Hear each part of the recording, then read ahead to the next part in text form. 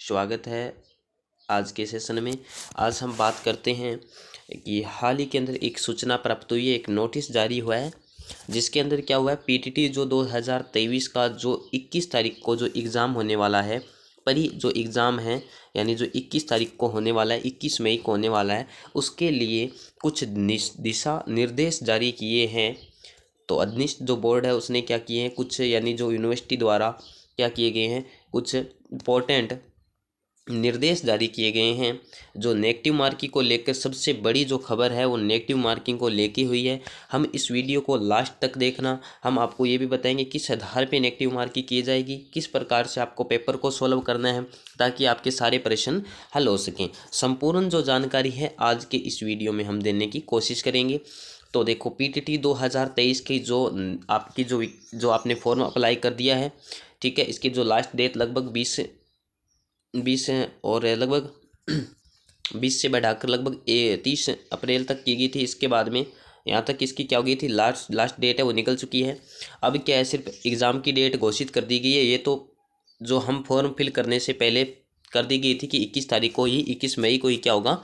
तो बिल्कुल हाँ, आज क्या है 11, तो जो आज के दिन इसके अंदर एक रिपोर्ट जारी हुई है एग्ज़ाम पैटर्न।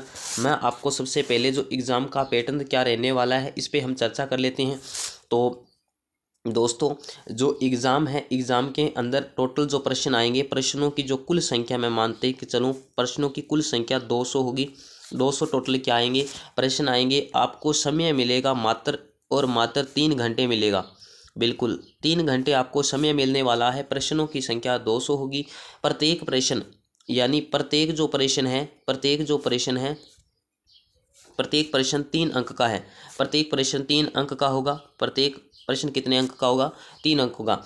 बिल्कुल, ये जो पीटीटी है वो 4 वर्ष और 2 वर्ष यानी 2 वर्ष वालों और 4 वर्ष वालों दोनों के लिए जो एग्ज़ाम है पैटर्न वो सेम ही रहेगा दोनों के लिए, और दोनों का एक ही एग्ज़ाम है। तो इसके साथ में जो एग्ज़ाम जो डेट की थोड़ी सी मैं चर्चा कर लेता हूँ। एग्ज़ाम जो डेट है, एग्ज़ाम डेट क्या घोषित की गई है, 21 मई को कर दी गई है। और आपका इसके साथ में जो एडमिट कार्ड है, एडमिट जो कार्ड है वो भी आपके घोषित कर दिए जाएंगे। एडमिट कार्ड वो 18 मई के बाद में 18 मई के दिन स्टार्ट हो जाएंगे और 18 मई को ही आपको एडमिट कार्ड सभी को प्राप्त हो जाएंगे। बिल्कुल, इसके बाद में अब देखो, जो एग्ज़ाम का जो पैटर्न था, एग्ज़ाम के पैटर्न में आने के लिए आपको क्या मिलने वाली थी कि आपके थोड़े खंड किए गए हैं। 4 खंडों में डिवाइड किया गया है, ए बी सी और डी, 4 इनके खंड बनाए गए। इस खंड के आधार पे क्या किया गया है, इनको बांटा गया है जो आपका पेपर होगा। ठीक है, तो मैं थोड़ी बात करूं खंड के आधार पे कैसे बांटा गया है। जो ए नंबर खंड है, यानी यहाँ लिख देता हूं मैं खंड ए। जो खंड ए है इसके अंतर्गत क्या है, आपको रीजनिंग रीजनिंग करनी होगी और रीजनिंग के टोटल 50 प्रश्न आएंगे। 50 प्रश्न आएंगे, 150 अंक की रीजनिंग होगी। 150 अंक की क्या होगी, रीजनिंग होगी। ये प्रश्न है 50 प्रश्नों की संख्या होगी, 150 अंक की रीजनिंग होगी। अब बात करूं खंड बी की। जो खंड बी आएगा उसके अंदर आपको आएगा शिक्षक अभिरुचि, शिक्षक अभिवर्ती या अभिरुचि, यानी जो शिक्षक के संबंधित है, शिक्षक अभिवर्ती के जो प्रश्न आएंगे वो आने वाले हैं 50 प्रश्न। ठीक उसी प्रकार 50% 150 अंक के 50 प्रश्न होंगे और 150 अंक का होगा प्रत्येक प्रश्न 3 अंक। इसके बाद में मैं बात करता हूँ खंड सी का। जो खंड सी है, खंड सी के अंदर भी ऐसा ही होने वाला है। खंड सी के अंदर आपके आएंगे सामान्य ज्ञान के जो प्रश्न आएंगे, और सामान्य ज्ञान के अंदर आपको पूछा जाएगा 50 प्रश्न होंगे और ये भी 150 अंक का ही होगा।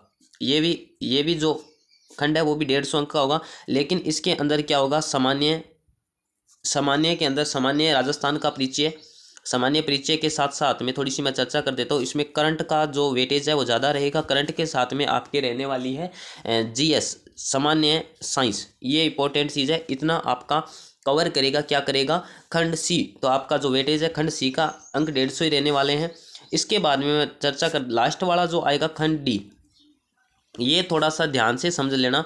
खंड डी के अंदर थोड़ा सा ध्यान से समझ लेना। खंड डी है, डी के अंदर आपको 2 पार्ट मिलेंगे, पार्ट 1 और पार्ट 2।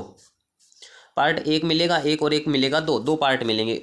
इसका मतलब ये हुआ कि पार्ट 1 में आपको हिंदी होगी, हिंदी के 50 प्रश्न होंगे और एक होगा इंग्लिश, ठीक है। अंग्रेजी के भी क्या होंगे, 50 प्रश्न होंगे। दोनों में से जो आपको अच्छा लगे उसको एक को चुन लेना और उसके 50 के 50 प्रश्न आप अपने आप जितना आ रहे हैं उतने कर देना। दोनों में से कोई एक को चुनना होगा। और ये आपका जो पेपर होगा, पेपर के जो नोटबुक दी होगी, नोटबुक के जो बाहर होगा उसके अंदर आपको हिंदी या इंग्लिश में कोई एक चीज़ चुननी होगी, उसका जो आपको गोला है वो भरना होगा। इसके साथ में अब सबसे महत्वपूर्ण कार्य किया है नेगेटिव मार्किंग का।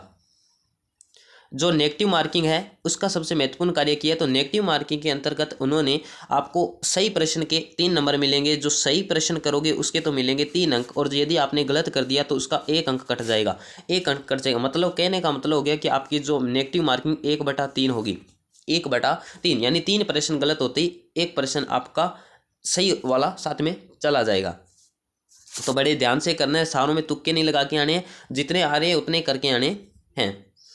और इसके बाद में हमने सभी पे चर्चा कर ली। एक जो खंड बी था ना, खंड जो बी था उसके अंतर्गत क्या होगा, जो अभिरुचि के प्रश्न है ना, उसमें सबसे जिसका एकदम विकल्प सही हो उसके 4 अंक, यदि विकल्प थोड़ा गलत है तो 3 अंक, यदि और गलत है तो 2 अंक, और यदि और भी गलत है तो उसके 0 अंक मिलेंगे। इस प्रकार से उनके अंकों का 3 अंक, 2 अंक और 1 अंक, सॉरी 4 नहीं होगा, 3 अंक, 1 अंक, 2 अंक और 0 अंक, इस प्रकार से मिलेगा ये, ठीक है। 3 अंक यदि बिल्कुल आपका सही है 3 अंक, यदि थोड़ा गलत है 2, और यदि थोड़ा सा और गलत है तो 1, और यदि बिल्कुल भी गलत है तो 0। यानी आप अभिरुचि वाले के अंदर आपके बिल्कुल गलत होने के चांस बहुत कम है, ठीक है। तो आपको ये वीडियो कैसी लगी अपने दोस्तों के साथ शेयर कीजिए, ताकि हर किसी को ये जो नोटिफिकेशन नया जारी हो वो सभी को मिल जाए, ठीक है। धन्यवाद, जय हिंद।